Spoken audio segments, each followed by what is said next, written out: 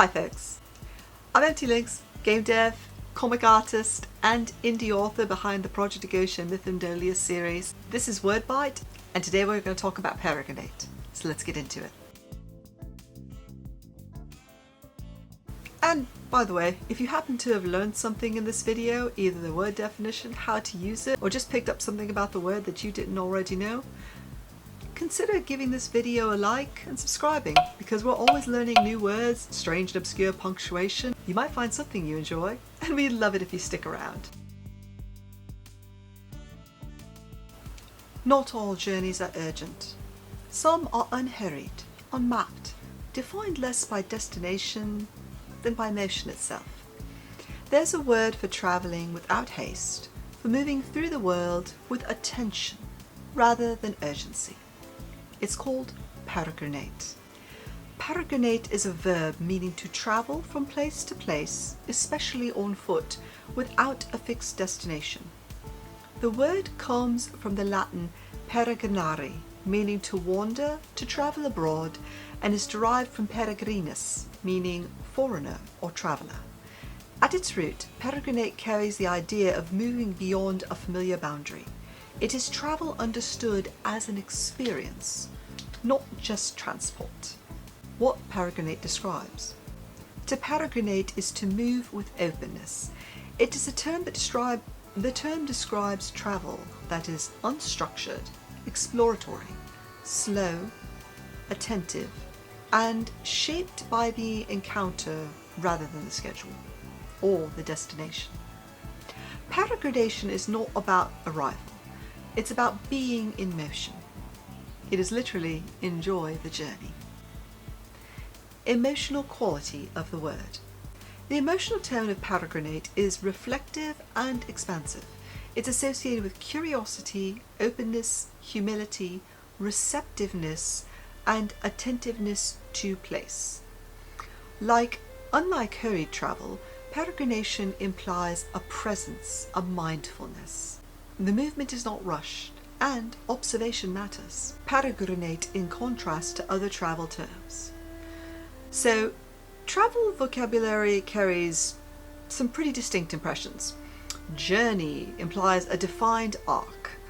Commute implies repetition and work. Travel, the word itself implies transit, but to wander implies a bit of aimlessness. Peregrinate implies purpose without necessarily a destination. The traveller moves not to reach a point, but to be changed by the path, by the experience of the travel.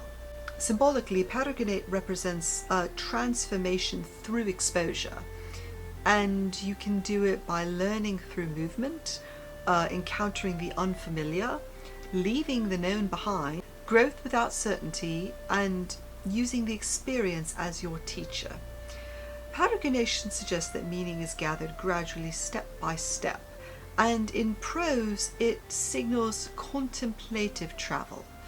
It tells the reader that the journey is going to be slow, the environment matters, that you need to observe, not necessarily travel quickly, because the change that does occur will be incremental. Seasonal and narrative cycles. Peregrination often appears during transitional life phases, interludes between major events, and quests for self-discovery or periods of reassessment.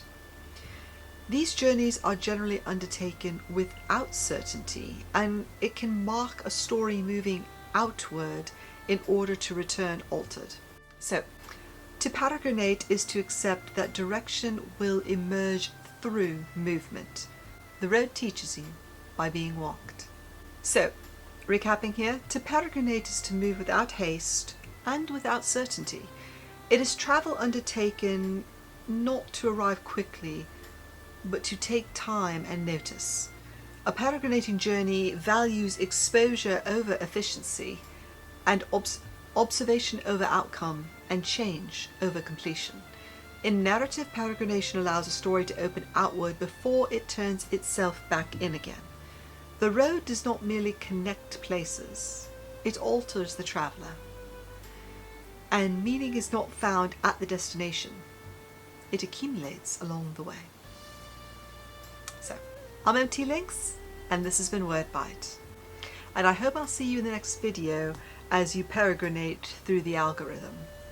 But remember, the destination is not required. And now you know. I'll see you in the next video. Probably that one right there.